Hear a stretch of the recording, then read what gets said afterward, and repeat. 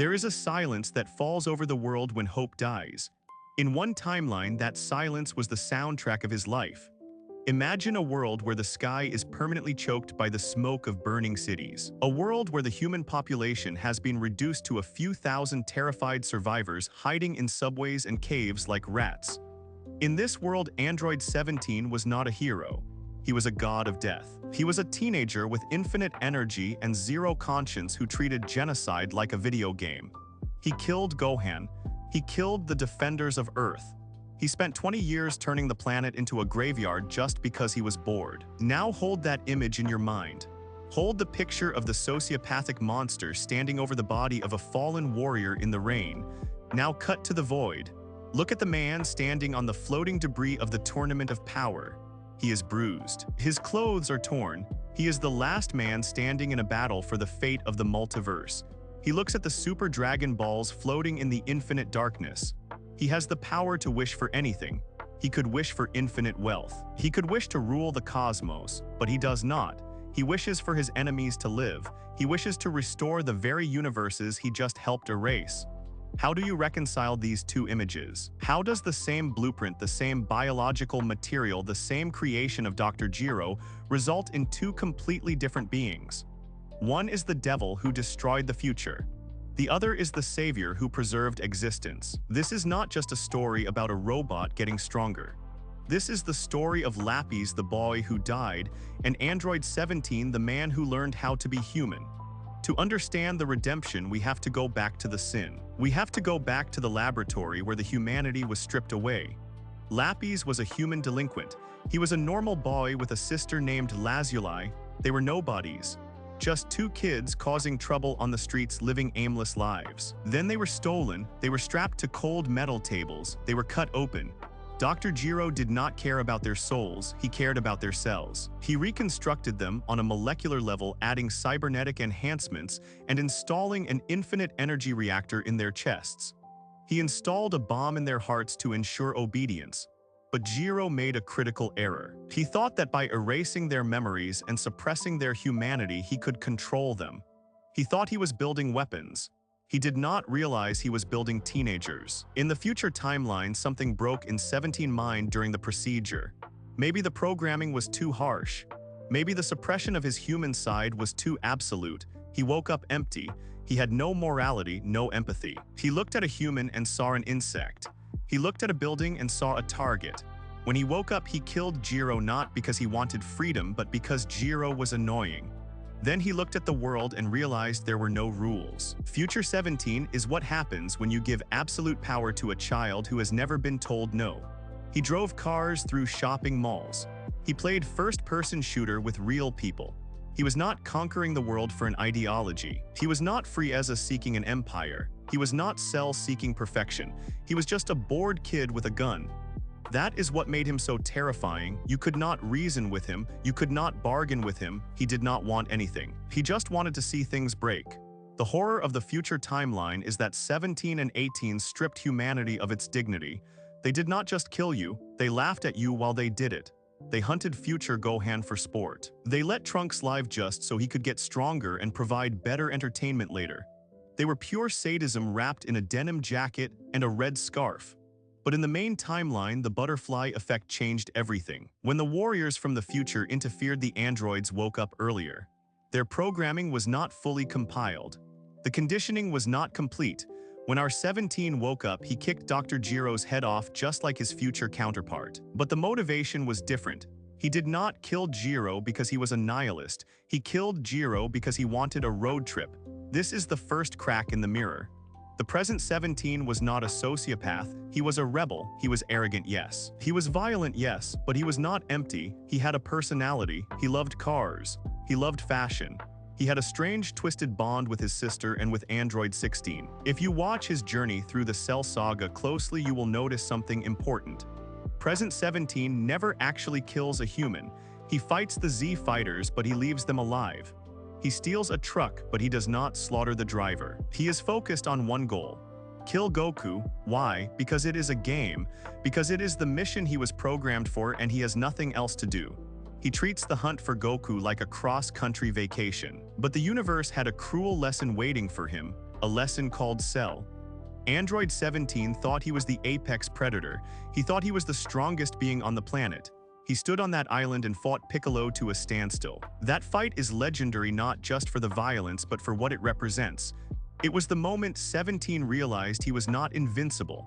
Piccolo, the Namekian warrior, matched him blow for blow. 17 felt pain, he felt exhaustion. He felt the thrill of a real challenge. For the first time, he was actually having fun in a way that did not involve tormenting the weak. And then the monster showed up. Cell looked at 17 and he did not see a person. He did not see a warrior. He saw a battery, he saw spare parts. This is the source of 17 trauma. Imagine being the hunter all your life and suddenly realizing you are just food. Cell beat him effortlessly, he broke him, and then he absorbed him. The absorption process is horrifying. 17 was swallowed whole, he was dissolved into energy. His consciousness was submerged into the dark void of Cell's being. He ceased to exist as an individual. He became a cog in someone else's machine. For days he was trapped inside that monster. He felt Cell's power, he felt Cell's malice. He watched through Cell's eyes as the monster killed millions. He watched as Cell fought Goku and Gohan. He was a prisoner in his own body. When Gohan finally destroyed Cell, when he punched the perfection out of him, 17 was spilled onto the ground. He was unconscious. He was covered in slime. He was alive, but he was changed. He woke up to a world that had moved on without him. Goku was dead, Trunks was gone. 18 had married Krillin. 17 was alone. This is the gap. This is the lost chapter. This is the most important part of his life that we never saw on screen but we can feel in his soul. What does a weapon do when the war is over? What does a teenage killing machine do when he has no master, no mission, and no family? He walked away from the cities. He walked away from the people. He hated humanity. Or maybe he hated himself. He had been a tool for Gero, then he had been a tool for Cell.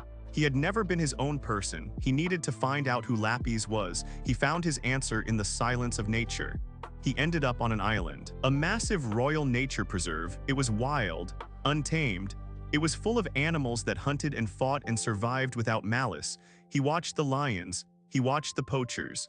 He saw men with guns coming to kill innocent creatures for money. And something clicked. He saw the poachers and he saw Gero. He saw men who viewed living things as products. Men who took what they wanted because they were strong. 17 decided he did not want to be that. He wanted to be the barrier. He became a park ranger. It sounds ridiculous on paper. The cyborg who was built to kill Goku is now protecting the Minotaurus, but it makes perfect sense psychologically.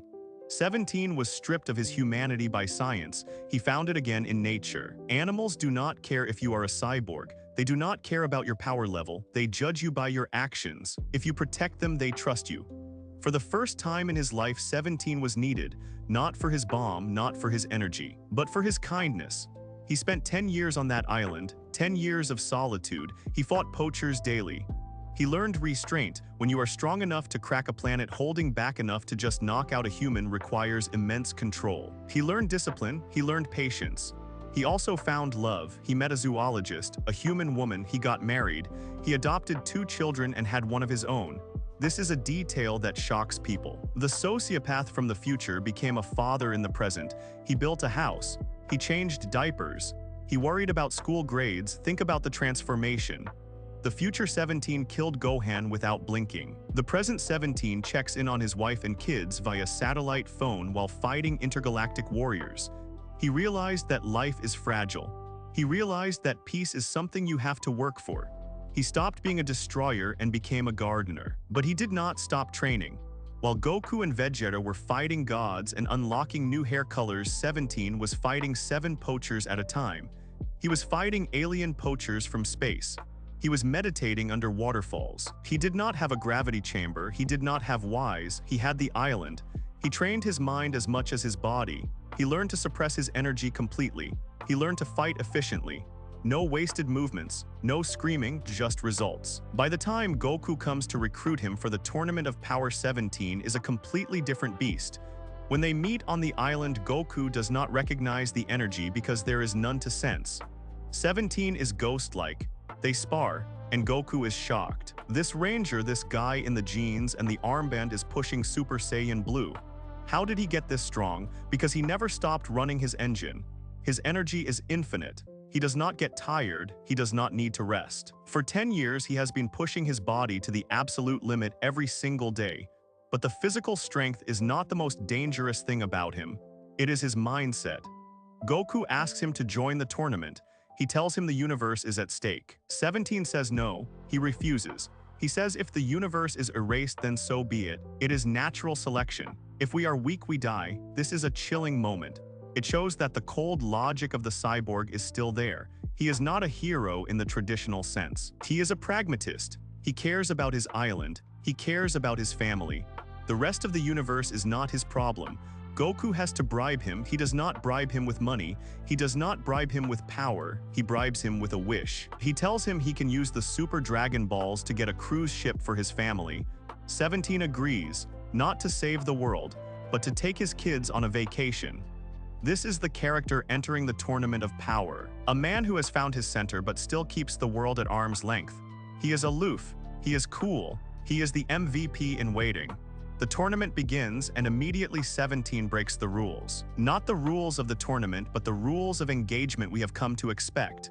Universe 2 begins their transformation sequence. They are dancing, hearts are floating. Love energy is building. In any other story, the heroes would wait. They would watch the transformation. They would let the enemy reach full power out of respect or curiosity. 17 blasts them in the face mid-dance. It is a shocking, hilarious, and brilliant moment. Goku and Toppo are horrified. They yell at him for having no etiquette. 17 just shrugs. He says they were wide open. Why would I wait for them to get stronger? This defines his style in the tournament. He is the only one treating it like a survival game. He is not there to test his limits. He is not there to find a rival. He is there to win. He uses his infinite stamina to harass opponents. He ignores monologues, he attacks from behind. He uses his barriers not just for defense but for offense, trapping enemies inside them and blasting them. He is the ultimate modern warrior, tactical, efficient, ruthless. But as the tournament progresses, something shifts. He watches Goku fight. He watches Gohan fight. He sees 18 sacrifice herself to keep him in the ring. He starts to remember the Z fighters. He starts to remember what it felt like to be part of a team, and then he faces Jiren the monster, the being stronger than a god of destruction, the man who tanked a spirit bomb with his eyes. Goku is broken, Vegeta is exhausted, Frieza is unconscious. 17 is the only one left standing. He knows he cannot win a fist fight. Jiren is too strong. Jiren hits him and it looks like a sledgehammer hitting a glass window. 17 is battered, he is bleeding, but he keeps getting up. Why? Because he has a family, because he has an island, but it goes deeper than that. Jiren mocks him. Jiren asks him what he desires. 17 realizes that his wish for a cruise ship was just a cover. It was a mask. Deep down, 17 wanted to see if he was capable of doing something truly good. He wanted to know if the machine could be a hero. The moment of truth arrives. Jiren fires a massive energy blast intended to wipe out Goku and Vegeta. It is an execution shot. 17 jumps in the way. He erects his barriers, multiple layers of green energy. He pours every ounce of his infinite reactor into the shields. The blast hits. The barriers crack. 17 is being crushed. He looks back at Goku and Vegeta. He smiles. It is the first time we have seen him smile with genuine warmth, not arrogance. He says he gave up his humanity to become a machine, but now he is sacrificing his machine body to save humanity. He engages his self-destruct sequence. This is a callback to the bomb Gero planted, the bomb that Krillin wished away. 17 creates his own bomb using his life force. He explodes. The light consumes the arena. Jiren's blast is neutralized. Goku and Vegeta are safe. 17 is gone. The Grand Priest announces his elimination. The Z fighters are in tears. 18 is sobbing. Even Vegeta is moved. The selfish android, the Cold Ranger, died for them. He proved he was more human than any of them. But 17 is a trickster. He is the ultimate survivor. Fast forward to the end. Goku and Frieza have dragged Jiren off the stage. The dust settles. One piece of rubble is still inhabited. 17 stands up. He did not die, he gambled. He bet that his explosion would be just small enough to keep him alive, but big enough to stop Jiren. He hid in the rubble, masking his energy. He waited until the Titans took each other out. He is the last man standing. The MVP. The Grand Priest descends. Super Shenron is summoned. The Golden Dragon fills the void, the size of galaxies. 17 stands before the dragon. This is the test. This is the moment that defines his entire existence. He could wish for the boat. He could wish for his family to be immortal. He could wish for the island to be safe forever. He looks at the two Xenos. He looks at the erased spots where the other universes used to be. He asks to restore all the universes that were erased. Silence falls. The gods are shocked. Beerus is stunned. The Grand Priest smiles. It was a test. The Xenos had decided that if the winner made a selfish wish, they would erase everything. They believed that mortals were inherently selfish. 17 proved them wrong. Why did he do it? Later he tells Goku it was just a hunch. He plays it cool. He says saving a bunch of people makes him look like a good guy. But we know the truth. 17 looked at the multiverse and he saw a nature preserve. He saw different species, different cultures struggling to survive, just like the animals on his island. He did not see enemies. He saw life. And as a ranger, his job is to protect life. He did not save the multiverse because he is a hero. He saved it because he is responsible. The future 17 died in darkness, killed by a Trunks who hated him. The present 17 lives in the light, loved by a multiverse he saved. He went from a boy who wanted to break the world to a man who holds it together. He proves that you are not defined by how you were made. You are not defined by your blueprints. You are defined by what you choose to protect. Lapis is dead.